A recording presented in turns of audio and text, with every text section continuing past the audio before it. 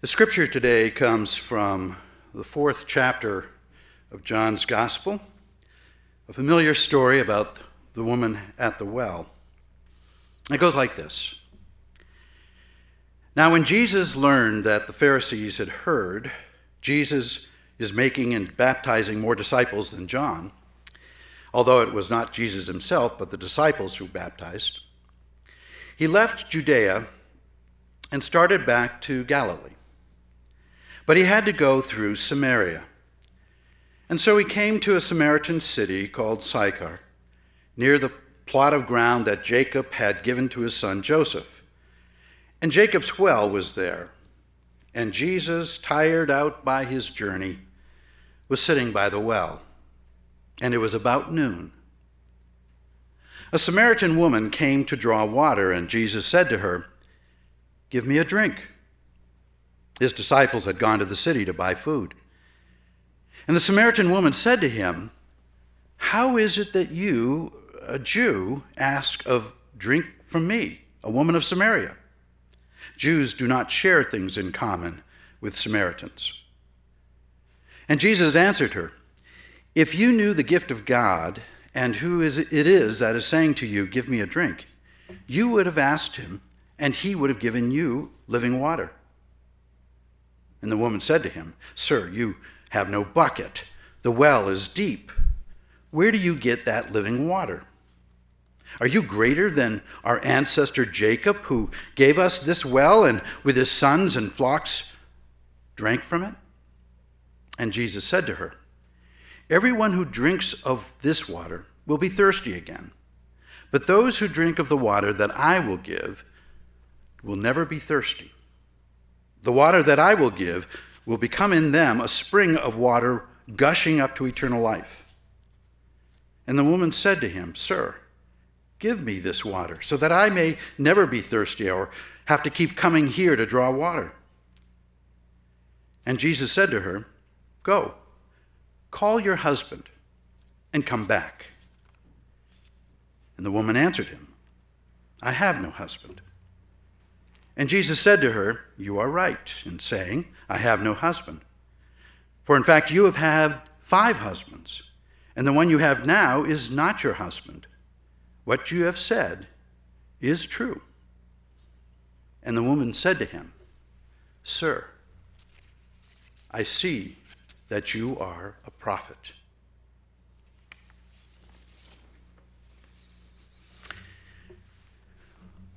One of the understated aspects and perhaps even consequences of the coronavirus quarantine throughout our country and around the world is domestic violence, or intimate terrorism, as some professionals now call it. Very interesting terms, intimate terrorism.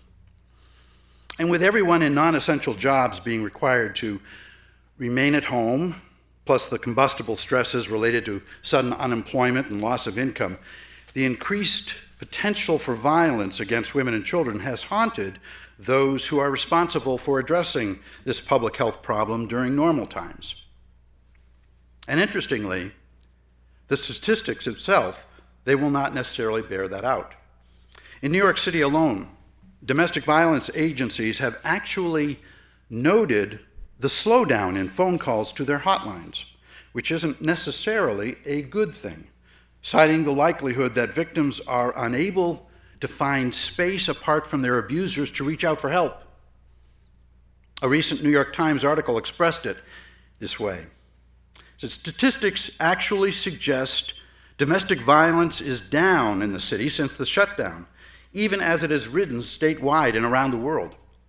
Fewer victims of domestic abuse have been calling the police or the city's hotline in recent weeks. But the drop in reports is far from reassuring, officials said.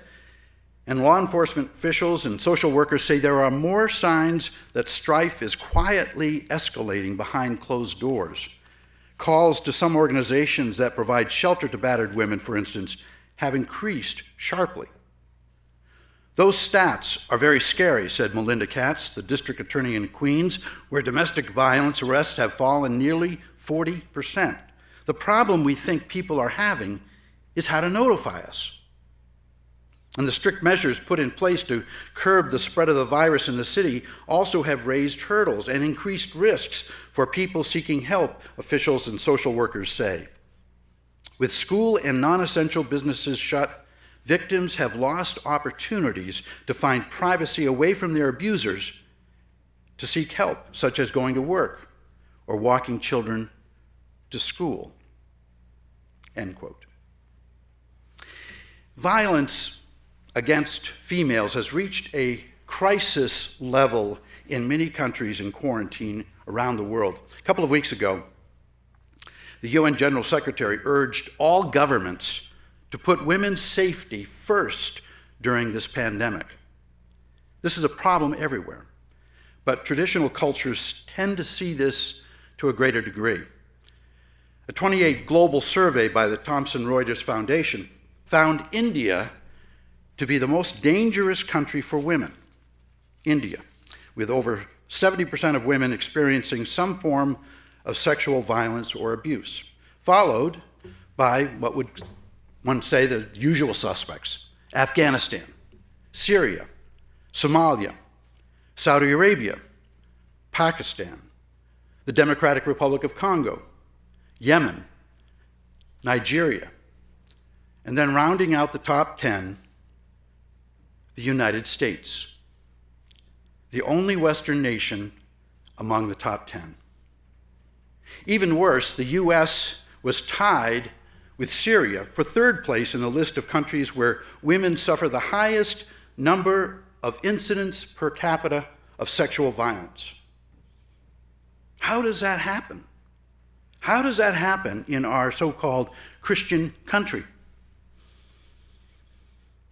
The head of the United Nations Development Program, Pedro Concheco, in releasing their most recent Gender Social Norms Index in early March, noted, and I quote, "Today the fight about gender is a story of bias and prejudices. The work that has been so effective in ensuring an end to gaps in health or education must now evolve to address something far more challenging: a deeply ingrained bias among both men and women against genuine equality." Now, it's almost hard to digest, but in their data collected from 75 countries representing 80% of the world's population, researchers found that over 90% of people do not believe men and women should be treated equally. 90%. 90%. Highlighting the invisible barriers women face toward achieving equality, economically, politically, socially. And reading from the index itself, said about half of the world's men and women feel that men make better political leaders. And over 40% feel that men make better business executives, and that men have more right to a job when jobs are scarce. And get this, 28% think it is justified for a man to beat his wife. Is this not astonishing? Is this not disturbing? Despite cultural progress and social enlightenment over the past century, ours is largely a male-dominated, patriarchal world. In some places, so deeply entrenched that women's safety and health are still of paramount concern. And it's been this way for thousands of years, which is why it is such a relentless problem for women's dignity and rights, and may I emphasize, for having any religious support and advocacy for lasting social change. You see, it doesn't take a radical feminist to recognize that religious traditions and practices, ancient rituals and customs, sacred liturgy and texts are clearly and overwhelmingly biased against women, which is one reason why those who support gender equality often will walk away from organized religion regardless of the faith. They know there's no genuine support for equality within established patriarchal norms and social hierarchies or institutional structures. True equality is virtually impossible to achieve when explicitly and implicitly male preference, male dominance, male authority, all of that is reinforced in religious liturgy, in hymnody, in practices, in roles and responsibilities, in beliefs and in convictions, where women are viewed as derivative of males, and hence they are lesser beings. And even what feels familiar to us, what feels right, what feels comfortable in most houses of worship, most likely reinforces patriarchy. And with that, in many cases, homophobic patriarchy. It's embedded right in our traditions. Even references to God and anything divine are typically cast in masculine language. And this fundamental bias has insidious power to privilege males over females, evidence of prejudice we see occurring every day, everywhere, and virtually in everyone. So what must we do to find a way to exorcise this bigotry in our traditions when one gender is favored and valued more highly than another, for there ever to be a chance for females to be free of the shadows of shame? Now, a revelatory example of what I'm talking about here, the power of this bias, is interpreting scriptures found in this story that I read for you from John 4, of Jesus encountering a Samaritan woman at Jacob's well.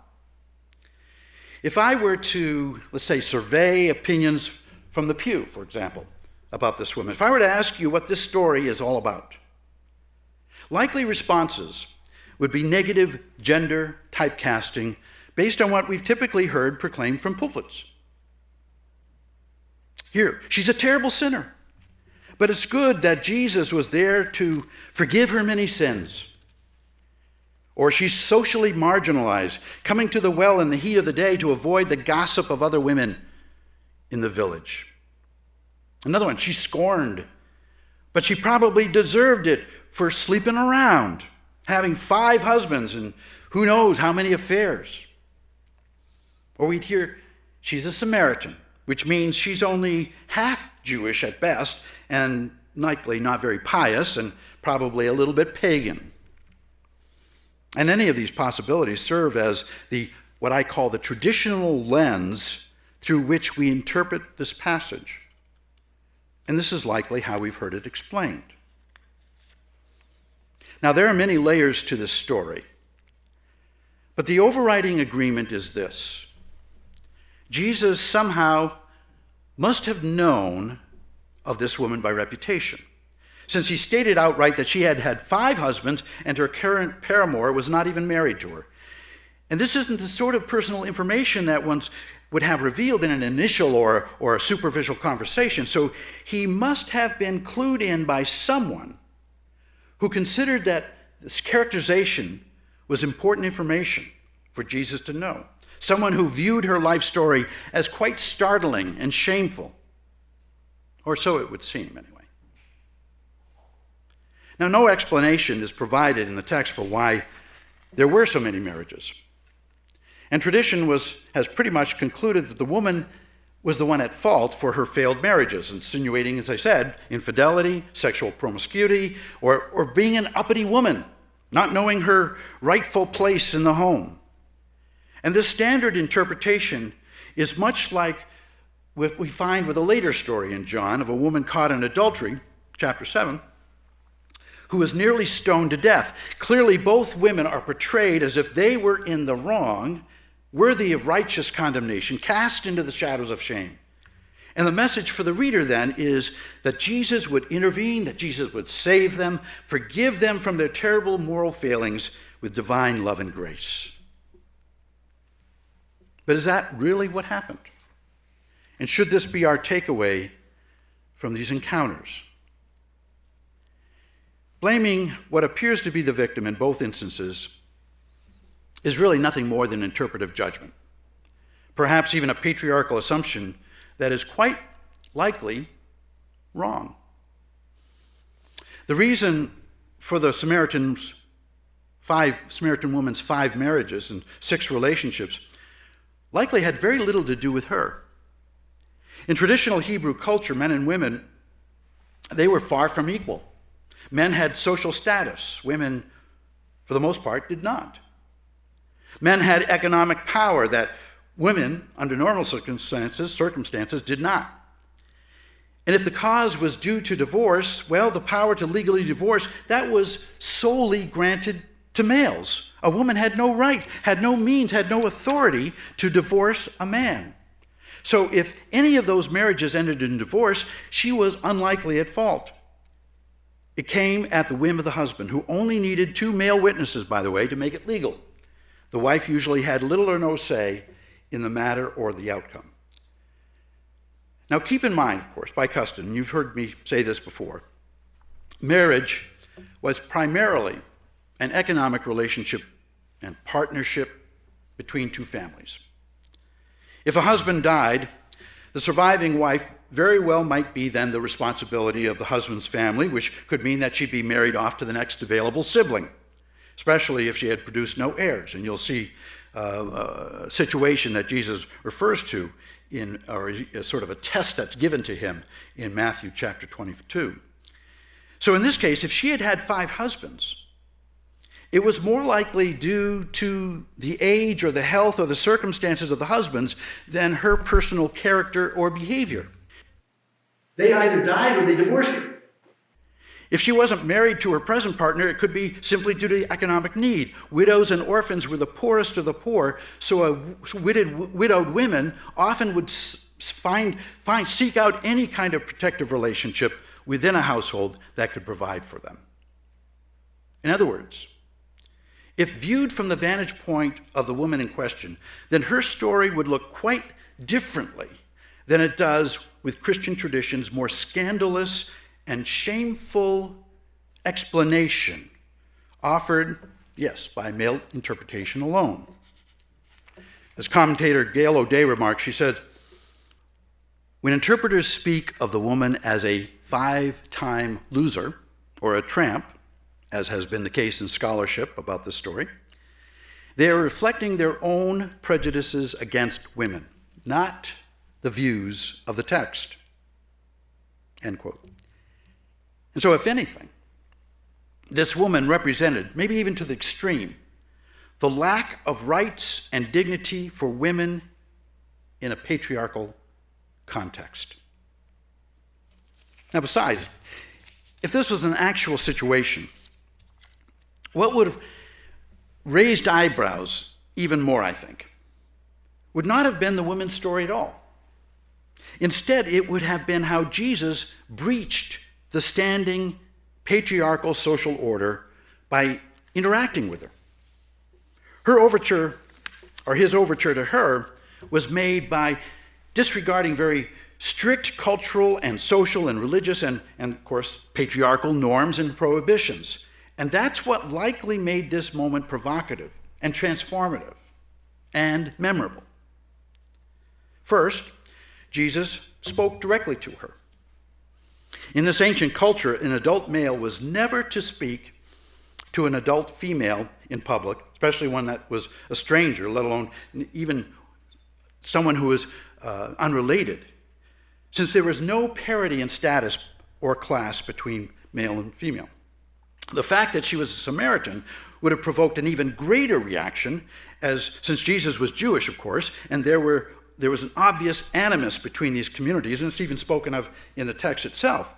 And then to top it off, Jesus asked her for a drink, which meant he used her utensil to drink from, a bucket, whatever it was.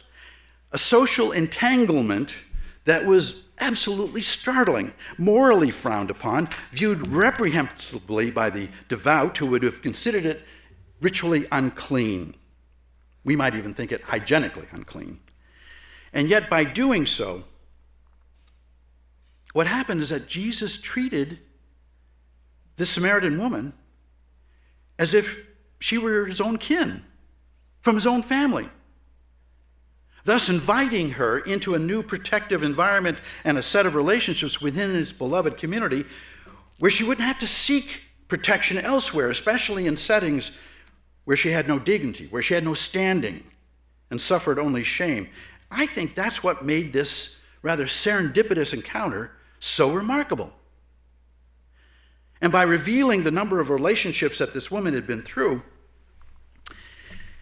we're wrong when we think that Jesus was in fact humiliating her. No, what he was doing, he was naming her pain. He was showing her that he shared her sorrow over having lost her own identity and value amidst all the expectations and demands and circumstances imposed upon her life. She was likely treated as an object, merely to be manipulated by the men in her life to serve a role, usually to bear children for husbands, which perhaps not added to additional shame upon her. Jesus could well have helped her recognize how much she was a victim of patriarchal bias that inherently protected male interests over that of vulnerable women. And who knows how many of these relationships she had would have been abusive, which was not uncommon, by the way. And so with no good options, where could she go? Where could she go? And yet what he was offering her in his encounter, in his beloved community, was an extraordinary, life-transforming option. One that would bring her out of the shadows of shame with inherent dignity and value. As Jesus taught, those who hunger and thirst for righteousness will be satisfied with daily bread and with living water. Beautiful images. Now, we might not realize that beyond the 12 disciples, who were all male, yes, there were a host of other followers in Jesus' community, both male and female. Women were given a name and a status in Jesus' community that they would not attain anywhere else. Now, I won't go so far to say that Jesus' community didn't retain some patriarchal elements, but I doubt that it was an environment where women were objectified, or would fear for their lives, or where they would feel marginal, like menial appendages. That certainly wouldn't have been the case for Mary or Martha, or for Mary Magdalene, or Johanna, or Susanna, or Salome, or for Mary, his mother, as well as Jesus' own sisters, not to forget the other Marys that were named. Almost the same number of female disciples named in the text of the Gospels as there are males. Why don't we know that? And this is clear evidence that women in the Jesus community were raised to a higher and equal status in public, a practice that continued into the early church, mind you, at least until later generations when patriarchal interests of society and of the church itself were reimposed. As Rita Nakashima Brock writes, she says, the Gospels challenged systems of domination wherever they manifested themselves, including in gender relationships. Though the stories of women in the Gospels cannot be called feminist, they do present women as ordinary people, exercising power and agency beyond the social structures that might have constrained them. They were a sign that Jesus' community did not follow Roman hierarchies of power and exclusion. End quote. And so stories like this one for today, the Samaritan woman at the well, though traditionally interpreted in ways to blame her for her predicament, actually convey quite the opposite. It's a liberation story. And like everyone else marginalized in their patriarchal world, Jesus sought to bring women out of the shadows of shame. Now here we are, 2,000 years later. Most of the global Christian church has largely ignored this good news of the gospel because it has not been passed on by Christian history or tradition. Too many women in our time and in our society remain in the shadows of shame simply for being female in a world that still values traditional roles and authority for men much more highly. And how long will it take for women to gain equality with men in terms of leadership roles or wages or influence and honor? For that matter, how long will it even take for their voices to be consistently listened to and acted upon when calling males into account for sexual abuse and violence. Evidence abounds, as you know, in our country and around the world. In the 21st century, we still have much to do to bring women out of the shadows of shame. And yet, one important lesson we can affirm. For gender equality to ever happen, for that to truly matter, then just like Jesus, we must, first of all, be willing to forsake tradition. Let us pray together. Gracious and loving God, in a world that feels so different than what we've known in the past, maybe in the midst of this great shutdown, this moment in history where everything comes to a standstill, maybe it's revealing to us the underlying injustices. Maybe it's revealing to us the opportunities to reorder the world in a more fair and equitable way. Whether we're talking about race, talking about economics, or we're talking about gender. May we not simply go back to the way things were, because we have so much to repair. May we follow Jesus' example and demonstrate his beloved community, 21st century style. Amen.